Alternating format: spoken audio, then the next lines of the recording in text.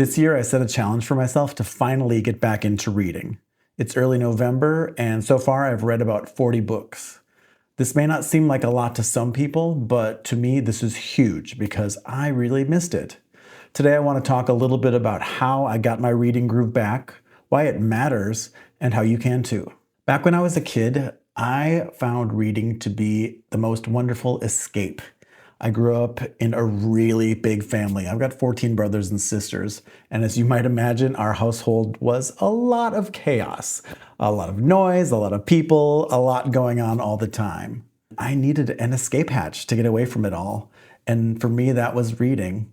There was so many times where I'd be, squirreled away in some corner of the house, nose deep in a book. And, my parents or my siblings would be looking for me, calling my name, but I would be in another world, completely engrossed in whatever I was reading. So many of my memories growing up are around books. I went to a tiny little Catholic grade school, just like 10 or 12 people in my class, and I so vividly remember the library at the end of the building. Just a small room, books floor to ceiling, the kindly nun, Sister Bridgetine. I think she saw something in me of a bit of a bookworm, and took me under her wing and let me have kind of the run of the place. I particularly remember the smell of the mimeograph machine because that was also in the same room, and the little section of science and astronomy books that I just poured over. I must have read every book 5 or 6 times. I was a huge, huge fan. About 20 miles from where we grew up, the Manitowoc County Library was a very special place for me. We didn't get to go very often, but when we did, I took my time. I savored that place. I poured over the stacks, and I really just loved every moment of it. So it might not come as a surprise that when I went off to college, my first real job was in a library. I worked in the Kohler Art Library, which was inside an art museum on campus at the University of Wisconsin, and I loved every second of it. The smell of the books, not only obviously being an art library, did it have a lot of fascinating information, art history, contemporary art, magazines, that sort of thing. But it had a really robust artist book collection. These are books made by artists, which are actually works of fine arts, which were under lock and key, but because I worked there, I could have access to them. It was a really, really special place. So books have been a really important part of my life throughout college and throughout most of my life growing up. Obviously, you don't get to pick and choose what books you read during your college curriculum. So I remember at a certain point, I felt, reading is kind of a chore for me. And I never really recovered from that. After college, I would occasionally pick up a book here and there, but that regular reading that I had loved so much during my childhood never really came back. At some point last year, though, I had a change of heart around reading. I had been spending a lot of time on my phone and on social media, which, a lot of people do. I remember binge watching a lot of TV during the pandemic, and there's something about the actual process of reading that I missed desperately. So I decided that in 2025, I was going to start reading, and I needed to develop a reading habit. There are, of course, a million reasons why you might want to develop a reading habit. For me, I missed getting lost in the stories and getting lost in the books, and not only the stories and the feelings that are brought up, but also just the mindset of being completely immersed in something. That was something that I missed and I found so valuable and I really wanted back. There are a million other benefits of reading: stress reduction, improved focus and concentration, better memory, expanding your vocabulary, more knowledge, better analytical and critical thinking skills, developing your writing skills, developing empathy, stimulating your mind, as well as physical benefits like lowering your blood pressure, getting better sleep, and extending your life. Reading is just one of those core activities that I think makes me a better person. So I needed to find a way to get back into the habit. The number one rule of starting any new habit is to take the right size bite. Start small. What I did is I put a reminder in my phone to read 15 minutes every couple of days. The key is consistency. Don't let too much time pass between sessions. The next rule of thumb, and this one is really important, is give yourself permission to stop reading a book if you're not enjoying it. Reading should be fun. Life is short. I have a whole list of books that I might have gotten halfway through or a few pages in and just decided, you know what? I am not liking where this is going. I'm not liking the perspective, the point of view of the author, how it's written. For whatever reason, I don't have to do this. I can put that book away and move on to the next one. It is okay. It's important to develop a reading ritual, I think. You've got to find the right space that's comfortable. Not too comfortable. You don't want to fall asleep. It's got to be well lit so that you can see the pages easily.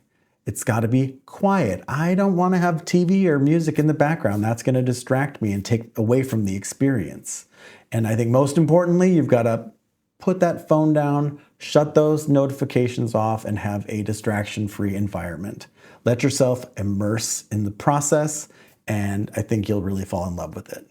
I struggled with a little bit about formats of books because I love technology and I love convenience, but I tried e-readers like a Kindle or something like that, and it just wasn't for me. I know people swear by them. I know the convenience and the size of them and being able to take it on transit and take it with you and have like hundreds of books in your pocket is great, but for me, something about the e-reader experience was sort of lacking. Maybe it's my history with books and pages and that sort of tactile thing, but I'm a big fan of the actual physical book. Your mileage may vary. Do what works best for you. The other book format that I've experimented with great success is audiobooks. Now, they still require a level of concentration. You can't be doing something else while listening to an audiobook, I've found. But for certain mindless tasks like cleaning the house or going to the gym, there is nothing better than dropping the headphones in and listening to an audiobook while you're on the treadmill. It makes the time go by faster, and I think you still really get the benefits of reading in that format. So how do you fuel this habit of reading? The most obvious way is to join your local public library. They not only have books, but they often have classes and clubs and other resources that you can access. Go and get a library card and utilize your public library. They are free, amazing resources for our community that everyone should take advantage of. And you might not know this, but through your public library, you often have access to audiobooks. Chicago Public Libraries gives me access to Libby, where I can download audiobooks. Comes right to my phone. Could not be simpler. One of my recent discoveries about Chicago Public Library is that they include, when you check out a book, a little statement at the bottom of the email that they send you, which tells you how much you have saved by using Chicago Public Libraries, which, you know, as a thrifty gal, I love. Other ways to find great books are through online resources. You can look at forums like Goodreads. You can look at book reviews on a lot of other sites as well. But in your local community, I would not sleep on looking at thrift stores and charity shops. They often have huge book selections available very affordably. Another place I found to get affordable books is actually through eBay and buying from other people who are selling from their collections. They do a really good job in terms of describing the condition of the book if it's used, and you can usually get it for a pretty good price. And of course, support your local bookstores. These are not only places where authors come and do readings, but readers gather, and the people who work there are so knowledgeable about reading, about the books that are available, about local authors. Absolutely go in, talk to people there, and support your local bookstore.